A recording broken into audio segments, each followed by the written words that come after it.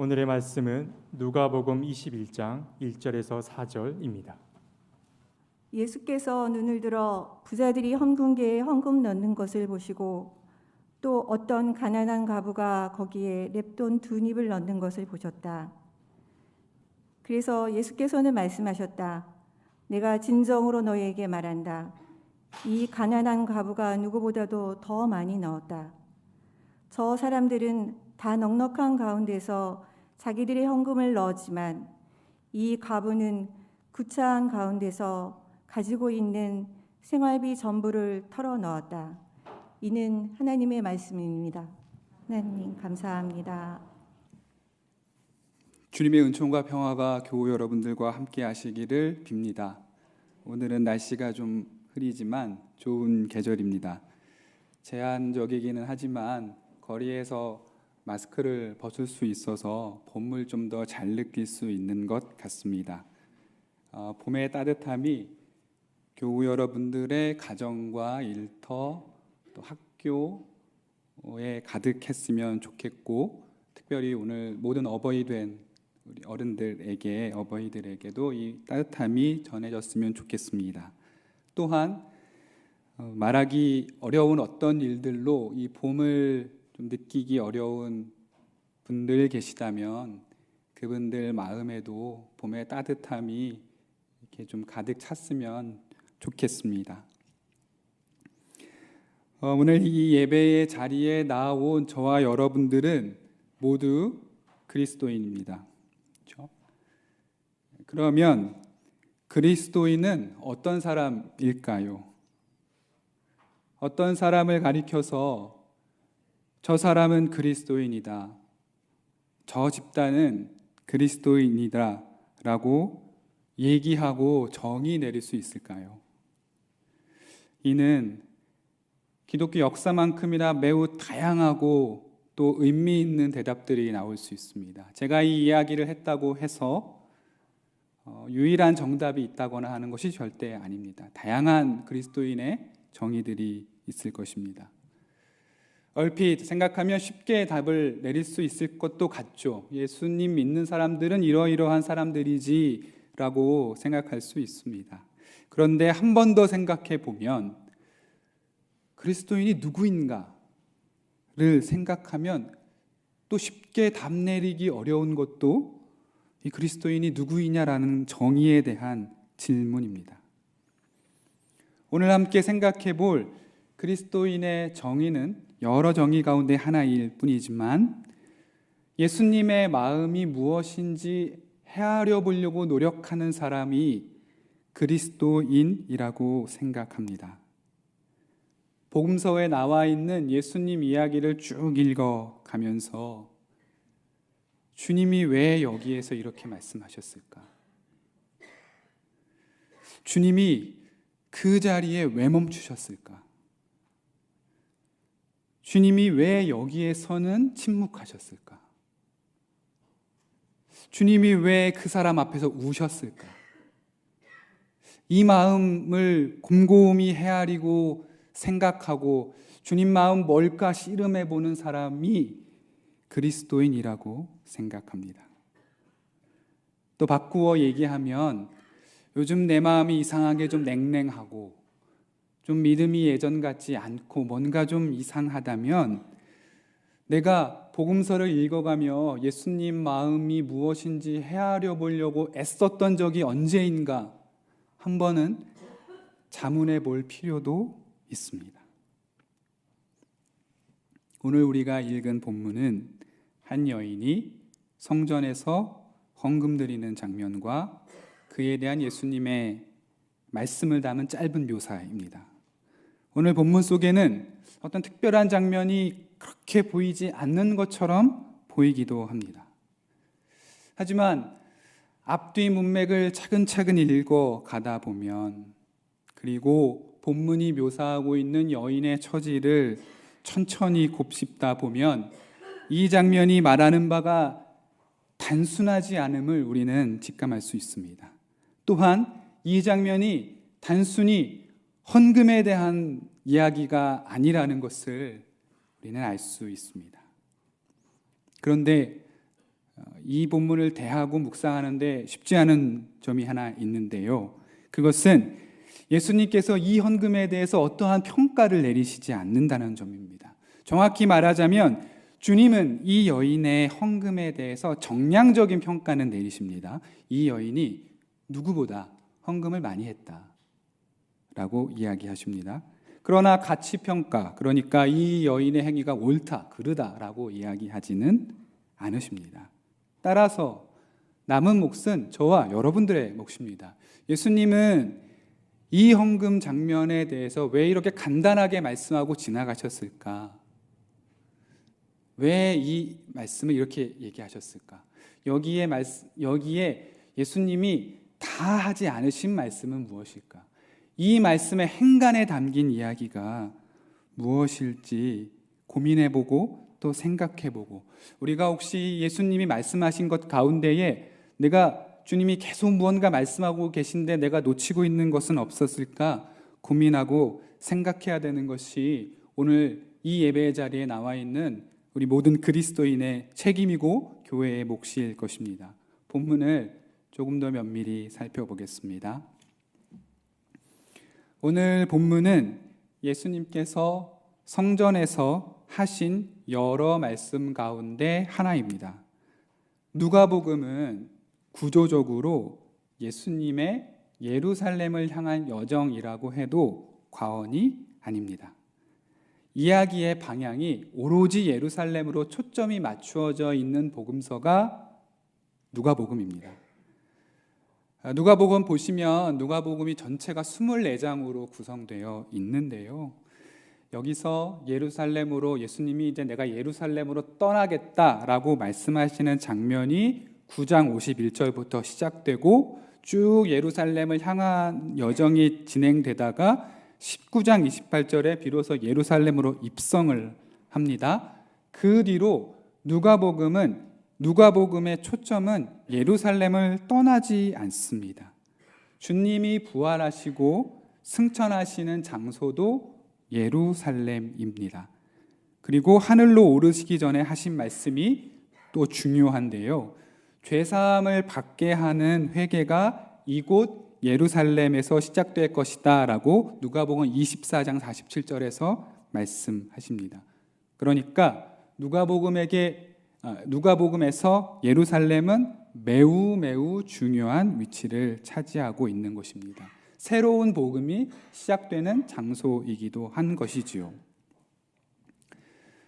누가복음이 예루살렘을 이렇게 중요한 장소라고 생각을 한다면, 그러면 예루살렘에서 가장 핵심이 되고 중추가 되는 장소는 어디이겠습니까? 예루살렘이 중요한데 이 예루살렘에서 가장 중요한 곳이 어디일까요? 그것은 성전입니다. 성전은 예루살렘의 랜드마크입니다. 그러니까 내가 예루살렘으로 향한다, 예루살렘으로 간다, 예루살렘에서 내가 무언가 얘기하겠다라고 하는 것은 거의 모든 초점이 성전에 맞추어져 있다고 해도 과언이 아닙니다.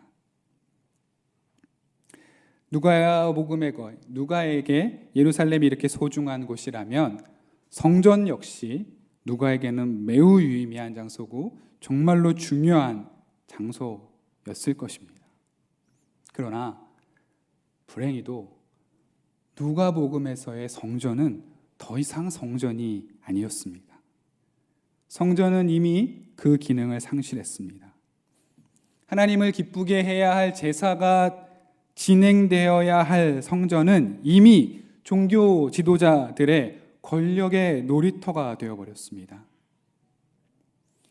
누가복음을 잘 읽다 보시면 누가복음에서 예수님이 성전에 들어가자마자 하신 일이 무엇인지 여러분 알고 계시죠? 성전에서 장사하는 이들을 다 중단시키시고 다 내쫓으셨습니다. 그리고 그 하신 유명한 말씀이 있습니다. 내 집은 기도하는 집인데 너희가 지금 강도의 소굴로 만들었다라고 질책하시는 장면은 누가복음과 예수님이 예루살렘과 성전에 대해서 갖고 계신 마음이 어떤 것인지 보게 하는 매우 유의미한 구절이 아닐 수 없습니다. 성전에 들어가신 예수님은 그때부터 매우 날이 선 이야기를 서슴없이 꺼내집니다. 주님은 당신이 복음을 전할 권리가 누구에게 온 것이 아니라 하늘로부터 왔다고 이야기합니다. 내 권위는 하늘에서, 그러니까 하나님으로부터 왔다라고 서슴없이 얘기하십니다. 이 말을 들은 사람들 중에 가장 분노했던 사람이 누구겠습니까? 자신들이 권위가 있다고 생각했었던 종교 지도자들이겠죠. 종교 지도자들의 심기를 매우 건드렸습니다. 또한 성전에서 돈벌이하는 사람들이 적지 않았던 시대이고 그 돈벌이하는 사람들 가운데는 권력자들이 많았는데 예수님이 성전에 대해서 주로 무슨 말씀을 하시냐면 이 성전 무너질 거다라고 이야기합니다. 내가 성전을 기반으로 지금 돈을 벌고 있는데 이 성전이 무너질 거라고 얘기하니 이 권위를 가진 사람들의 심기가 어떻겠습니까? 매우 불편하셨겠죠. 예수님은 거침이 없으셨습니다.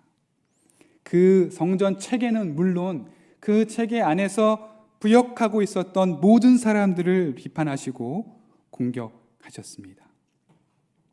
생각해 보면 예수님이 이렇게 성전 안에 있는 권력자들을 이렇게 비판하시는데, 이렇게 거침없이 비판을 하시는데 예수님이 복음서 안에서 죽지 않고는 못 배겼다라고 생각이 듭니다. 이 정도로 비판하시는데 죽음을 당하지 않은 것이 오히려 이상한 것이겠죠. 현대사회야 권력을 가진 사람들을 비판을 해도 그렇게까지 하진 않겠죠. 뭐 소송을 할 수도 있고 뭐 법정에 갈 수도 있고 뭐 이런저런 문제가 있겠지만 이 당시 같았으면 이 정도 권력을 비판하는 사람은 소리 소문 없이 잡아다가 없애버리는 것이 당대의 권력자들의 일반적인 방식이었음을 생각해 보면 예수님의 이런 거친 비판 다음에 십자가형이 왔다는 것은 어쩌면 자연스러운 귀결이기도 합니다. 그렇다면 여기에서 우리는 한번 진지하게 생각해 보았으면 좋겠습니다. 사실 조금 익숙하기도 하고 어쩌면 좀 당연해서 그렇게 큰 고민 없이 넘겨버리기도 했던 것인데 도대체 예수님은 왜 그렇게 이 성전 권력과 성전의 권력을 가진 사람들을 그렇게 비판하셨을까? 예수님은 이 권력 가진 사람을 한치의 양보도 없이 왜 그렇게 강하게 비판하셨을까? 왜 그렇게 성전에 대해서 부정적이셨을까? 성전은 물론 문제가 있었고 무언가 그 기능을 상실한 지는 이미 오래이지만 성전은 이스라엘 사람들에게 마음의 고향입니다. 성전은 누가에게도 마찬가지이고 이스라엘 백성들에게 성전은 매우 중요한 곳입니다. 복음서를 읽다 보면 성전의 이러한 기능과 성전의 본래적인 의미가 이렇게 망가지고 타락했다라는 것을 당대의 이스라엘의 평범한 사람들이 몰랐을까요? 그들도 알았을 것입니다. 지금 저 제사장들이, 지금 저 성경에 권위 있는 자들이 성전을, 내가 사랑하는 성전을 어떻게 망가뜨리고 있는지 알지만 그거에 대해서 잘 얘기하지 못했을 것입니다. 왜냐하면 성전은 그들의 마음의 고향이기도 했고 또 성전이 그들의 신앙과 생활에 매우 중요한 부분이었기 때문입니다. 또 마찬가지로 예수님은 그 권위를 가진 사람을 왜 그렇게 비판하셨을까요? 서기관들, 바리새인들, 왜 그렇게 비판하셨겠습니까? 모든 권력자들과 모든 그 율법의 종교 지도자들, 율법의 전문가들이 다 문제가 있었을까요? 그들이 다 문제였겠습니까? 그들이 다 타락했습니까? 그렇지 않습니다. 우리가 복음서를 읽을 때 마치 바리새인을 본투비 악당으로 생각하는 경향이 있는데 그렇지 않습니다. 존경받는 사람들도 분명 있었을 것입니다. 그런데 왜 주님은 이 권위를 가진 사람들을 그렇게 비판하셨을까요? 또 한 발 양보해서 이렇게 생각해 볼 수도 있습니다. 권위를 가진 사람들이 권위를 좀 부리는 게 그렇게 잘못된 것인가? 라는 생각이죠. 저 종교 지도자들이, 율법을 평생 연구한 사람들이 그렇게 연구해서 사람들의 존경도 받고 율법에 대해서 해석도 해주고 제안도 해주고 유권 해석도 해주고 하는 사람들이 이 정도 좀 권위를 가질 수도 있는데 예수님은 왜 거기에 대해서 그렇게 날이 서 계셨을까? 누가 좀 권위를 부리면 그냥 저 사람 또 저러는구나. 그래, 뭐 저거 하나 있으니까 좀 권위를 부리겠지 라고 생각하고 그냥 좀 넘어갈 수도 있는데 예수님은 한치의 양보도 없이 이 권력자들의 권력과 권위의식, 허위의식, 성전의 망가진 성전 체계의 시스템을 지속적으로 비판하시고 하다못해 성전이 무너질 거다라고 얘기합니다. 주님이 왜 그렇게 그 부분에 대해서 날이 서 있었을까요? 생각이 복잡하게 엉키는 와중에 누가는 우리에게 매우 중요한 메시지를 하나 던져줍니다. 그 말씀이 오늘 우리가 함께 읽고 들은 본문 바로 직전에 나옵니다. 주님이 서기관, 그러니까 율법 학자들, 종교 지도자들에 대해서 이렇게 말씀하십니다. 20장 46절입니다. 율법학자들을 조심하여라. 그들은 예복을 입고 다니기를 원하고 장터에서 인사받는 것과 회당에서 높은 자리와 잔치에서 윗자리를 좋아한다. 그들은 과부의 가산을 삼키고 남에게 보이려고 길게 기도한다. 그들은 더 엄한 심판을 받을 것이다. 주님께서 율법학자들, 그러니까 당대의 성전에서 부역하던 종교 지도자들을 예외 없이 매섭게 비판하신 이유가 비로소 명확해집니다. 주님께서 그들에게 가차 없으셨던 이유는 다름이 아니라 그들이 과부의 가산을 삼킨다라는 것입니다. 예복을 즐겨 입고 장터에서 인사받고 높은 자리와 잔치를 즐기며 이렇게 권위를 즐기는 사람들이 당대의 권위를 갖고 그 당시에 가장 약하고 연약하고 힘없는 사람들의 가산을 삼키고 있다라고 하시는 겁니다. 그러니까 종교적인 권위를 갖는 것 그 자체가 문제라기보다는 그 권위를 가지고 누군가의 삶을 지금 옥죄고 있다라는 것이죠. 누군가의 삶을 망가뜨리고 있다라는 뜻입니다. 율법을 철저히 지키는 것은 중요하고 소중한 일이지만 그 철저함이 누군가의 삶을 옥죄고 누군가의 삶을 망가뜨리면 그것은 피할 수 없는 죄인 것입니다. 그냥 죄가 아니라 주님의 말씀이십니다. 더 엄한 심판을 받을 것이다 라는 말입니다. 주님이 말씀하신 것 가운데에 율법학자들이 장터에서 인사받는 것을 좋아한다는 말 또한 의미심장합니다. 장터에서 일하는 사람들이 율법학자가 지나갈 때, 그러니까 율법학자가 뭔가 멋스러운 옷을 입고 이렇게 장터를 거닐 때 인사하는 이유가 뭐겠습니까?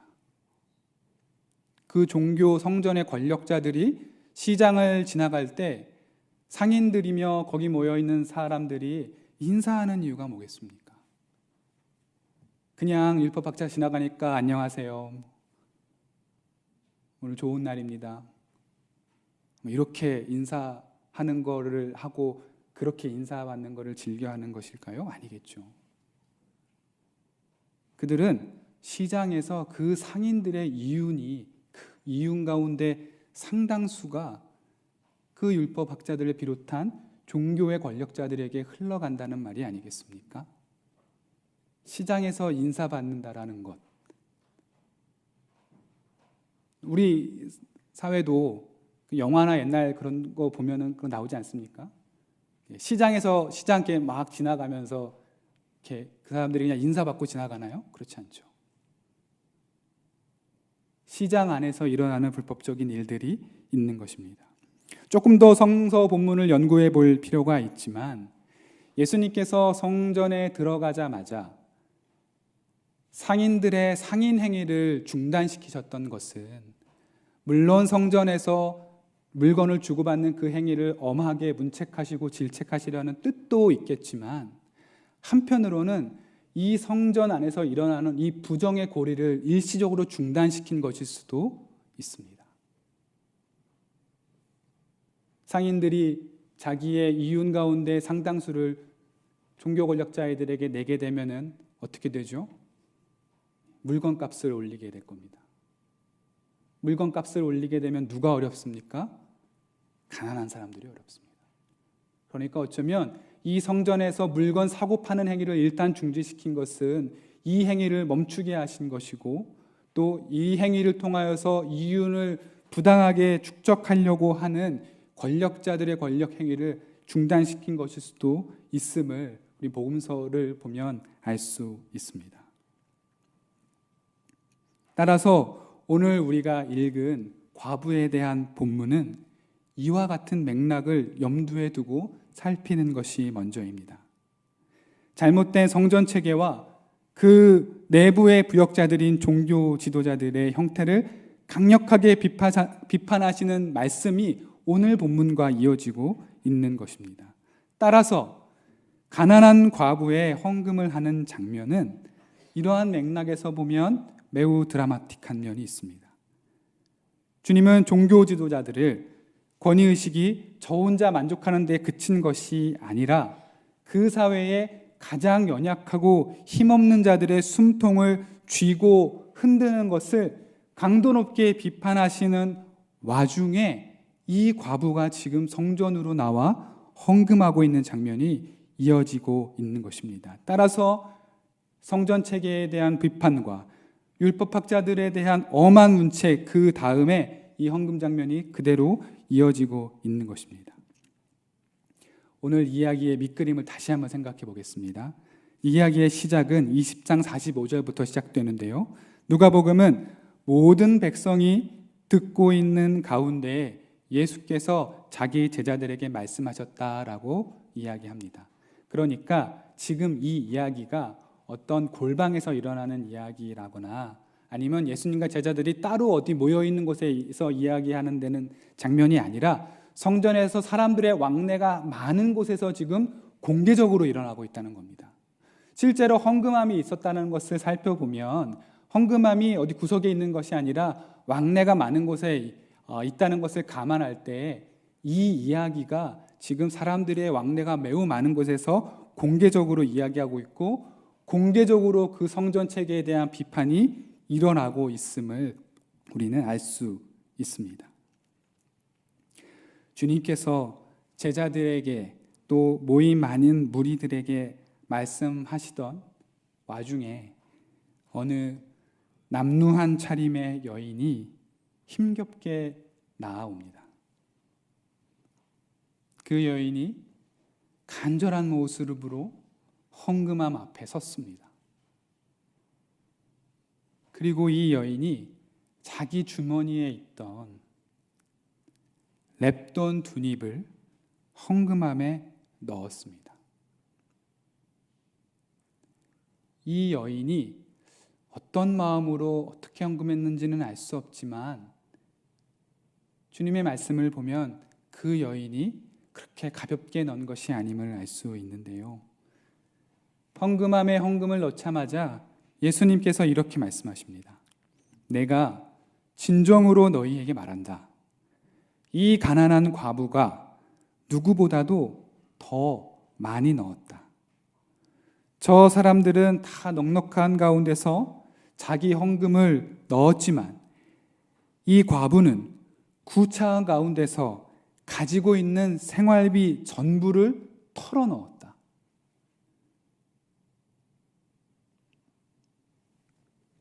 헌금을 그냥 넣은 것이 아니라 주님은 가지고 있는 생활비 전부를 털어 넣었다라고 이야기하고 있습니다. 지금까지 이야기를 토대로 생각을 한다면 헌금한 여인에 대한 주님의 평가가 단지 이 헌금의 행위에 대한 이야기라든지 아니면 이 여인처럼 자기 전 재산을 드릴 만큼 헌신해야 된다든지 라는 것의 이야기에 초점이 있지 않다는 것을 우리는 이미 신앙적인 직감으로 알 수 있으리라 생각합니다.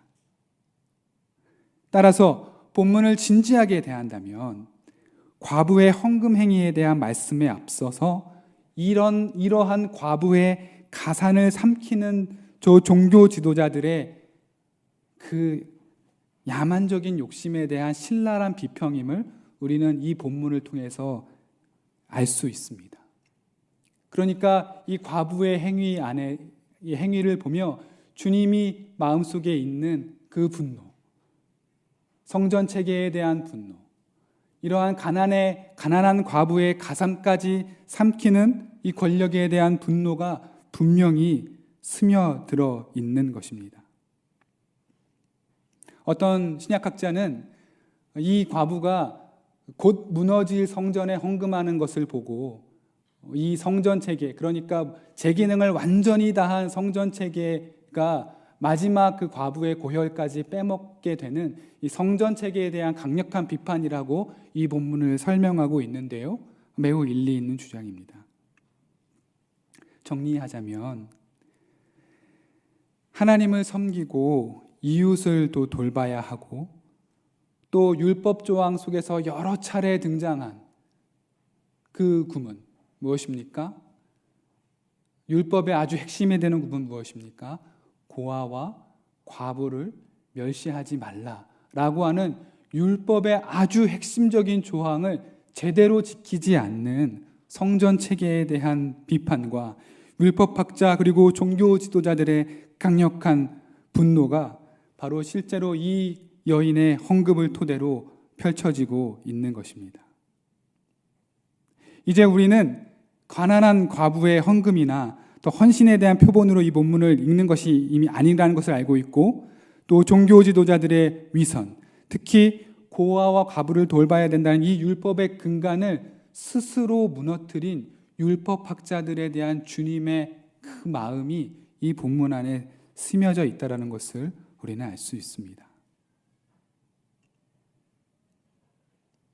주님이 얼마나 분노하셨는지 또 주님이 얼마나 이 장면을 안타까워하고 있었는지를 우리는 누가복음 본문을 통해 볼 수 있습니다. 누군가의 종교적인 권위가 혹은 어떤 종교적인 체계가 누군가의 삶을 이렇게 옥죄고 삶의 자유를 앗아간다면 그것은 더 이상 복음도 아니고 신앙도 아닐 것입니다. 그리고 그것은 더 이상 교회도 아닐 것입니다. 누가복음의 성전이 더 이상 성전이 아니었듯이 말입니다.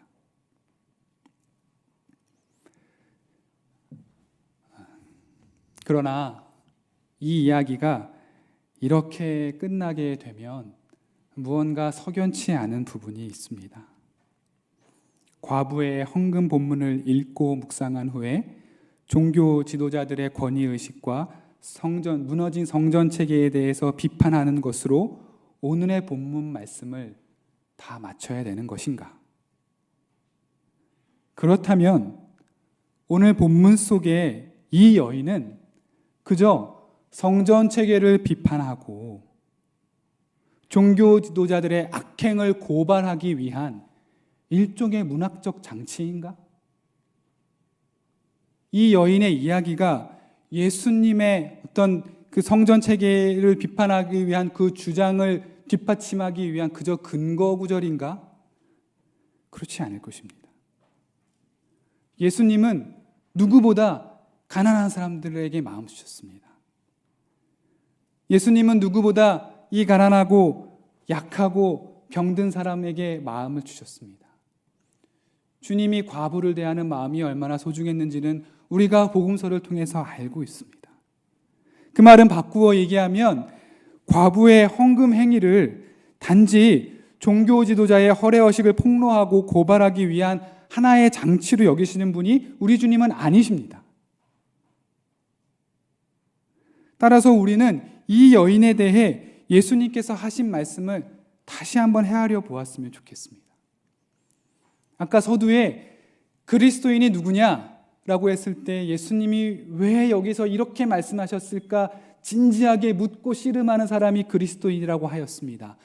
그렇다면 과부의 이 말에 대한, 과부의 헌금행위에 대한 이 주님의 말씀 속에 주님의 마음이 어떤 것이 담겨 있는지, 우리가 놓치는 것은 있지 않은지 한번 살펴야 할 것입니다.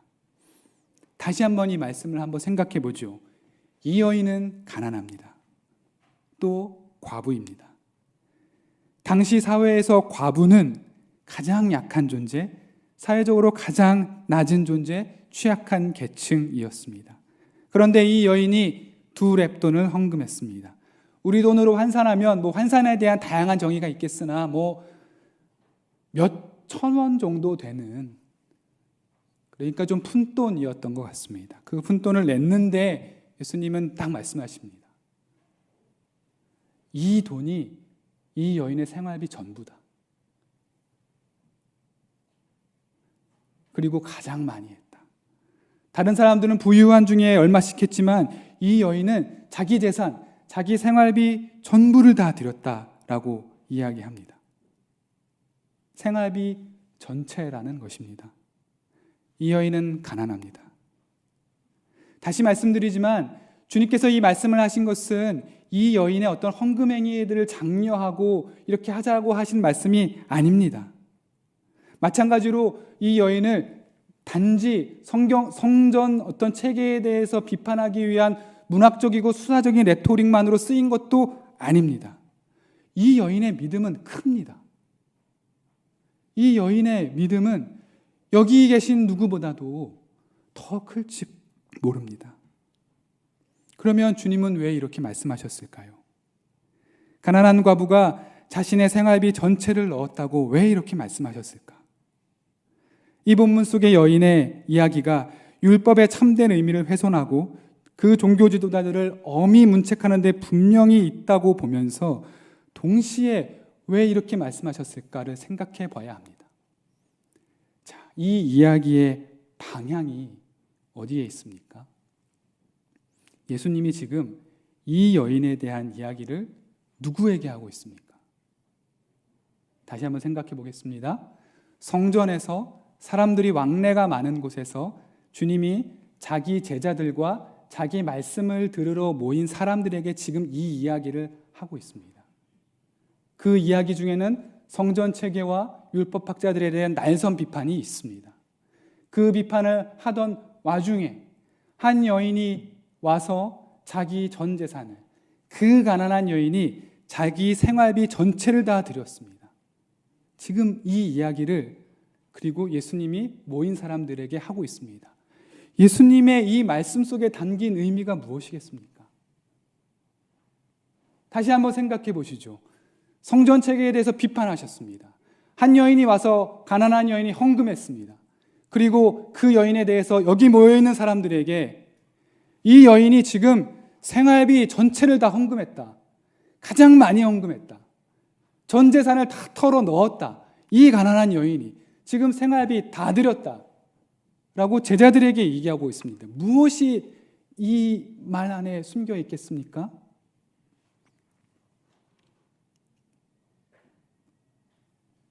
빨리 가서 저 여인 돌려 세워라. 빨리 가서 저 여인 돌려 세워서 오늘 먹을 것 좀 있냐? 빨리 가서 저 여인 돌려 세워서 오늘 생활비는 있느냐? 빨리 가서 저 여인 돌려 세운 다음에 혹시 아픈 데 있으신지, 혹시 건사해야 될 아이가 있는지, 할 일은 있는지, 지금 생활비 다 바쳐서 빈털터리인데 오늘 좀 갖고 갈 돈은 있는지 라고 누군가 달려가서 물어야 되는 거 아니겠습니까?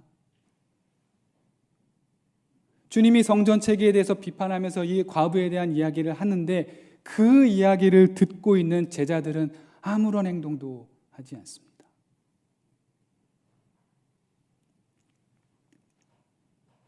예수님은 가난한 과부의 가산까지 탕진케 하는 이 성전 체계에 대해서 화가 나시고 분노하시고 마음이 아파하셨다면 동시에 이 여인이 지금 아무것도 가진 것이 없는 채 터덜터덜 집으로 돌아가고 있다고 내가 얘기했는데 여기에 아무런 연민도 아무런 행동도 하지 않는 제자들을 바라보며 아마 마찬가지로 마음이 아프셨을 것입니다.